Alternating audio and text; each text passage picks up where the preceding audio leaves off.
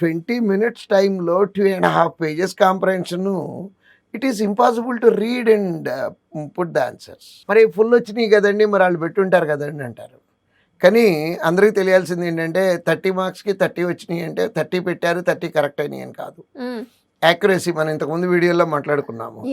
Accuracy add అయ్యి అంటే 25 questions పెట్టి 25 కానీ అంతకన్నా ఎక్కువ కానీ పెట్టి అవి కరెక్ట్ అయినాయి అంటే డెఫినెట్గా 30 వచ్చేస్తాయమ్మా. సో చేయాల్సిందల్లా ఒక్కటే, బేసిక్ గ్రామర్ నేర్చుకొని ఒక మెంటార్ని చూజ్ చేసుకొని ఆ మెంటార్ని ఫాలో అవుతూ, అంటే మల్టిపుల్ మెంటార్స్ కాదమ్మా.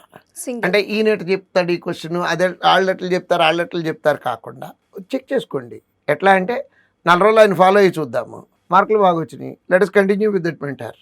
లేదు రావట్లేదు, ఇంకొక ఆయన ఎవరో ఒకళ్ళు ఒక మెంటార్ని ఫాలో అవుతూ ఒక పర్టికులర్, ఎందుకంటే అమ్మ మల్టిపుల్ వేస్ ఉన్నాయి దాంట్లో ఆన్సర్ చేసే విధానంలో. మాకు ఒక గురువు గారు ఉన్నారు, ఆయన ఏదైతే చెప్పారో ఎగ్జాక్ట్గా ఆ రూల్స్ అన్నీ నోట్ చేసుకొని, ఒకవేళ అప్పుడప్పుడు మార్కులు తక్కువ వస్తే ఆయన దగ్గరికి వెళ్ళి, సార్ నాకు ఇదిగో నేను ఈ క్వశ్చన్కి ఇది రోజు ఇలాంటి తప్పే చేస్తున్నాను, ఎందుకు చేస్తున్నాను అని అడిగితే, అలా కాదు నీ ఆలోచన విధానం ఇది తప్పు రావటం వల్ల నీకు ఈ క్వశ్చన్ తప్పు వస్తుంది అని వాళ్ళు దగ్గర కరెక్ట్ చేయించుకునేవాళ్ళమ్మ.